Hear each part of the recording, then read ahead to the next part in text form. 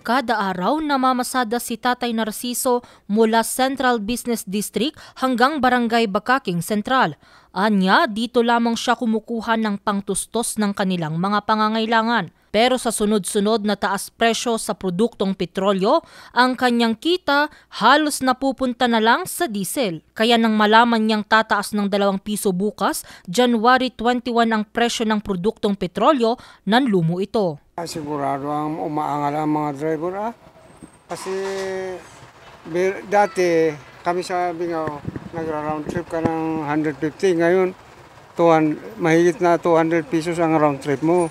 Tapos yung collection mo, 300. Paano ba yan? Wala, abonado ka pa.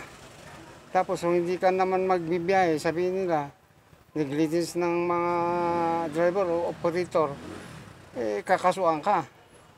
Bakit hindi kayo pumasada? Dumadaing din ang ilang motorista gaya ni Joji. Sa amin din kasi yung budget minsan sa isang linggo sumusobra na yung na iba-budget namin sa dati. Kaya sana naman wag masyadong tumaas ng tumaas. Dapat bumaba naman, masarap pakinggan naman yung mababang presyo.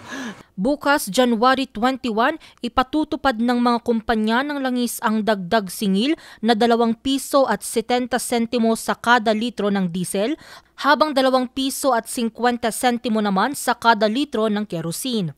Piso at 65 sentimo naman sa gasolina. Ganun po talaga tiyaga-tiyaga na lang po. Bali, tipid-tipid na lang po pag magpapagasolin. Mahirap na yung biyahe namin ngayon tapos mataas pang gasolina. At medyo babaan naman sana. Kasi mahirap yung namin ngayon. Minsan matumal. At parigat man tricycle na. Agrigat man agbibiyahe na, tricycle na kasi. Para makatipid, ang ibang motorista pinipiling magpakarga sa ibang lugar na mas mura ang presyo gaya ni Oliver.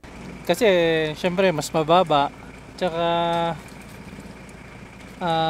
lahat naman ng mga drivers tumitingin talaga sa mga sa mga price ng petrolyo natin, mga diesel kagaya namin. Ayon sa Department of Energy, ang nasabing pagtaas ng presyo ay dahil sa mga panibagong sanksyon na ipinataw ng Estados Unidos at Britanya sa bansang Russia. Ito na ang ikatlong taas presyo sa produktong petrolyo ngayong buwan ng Enero.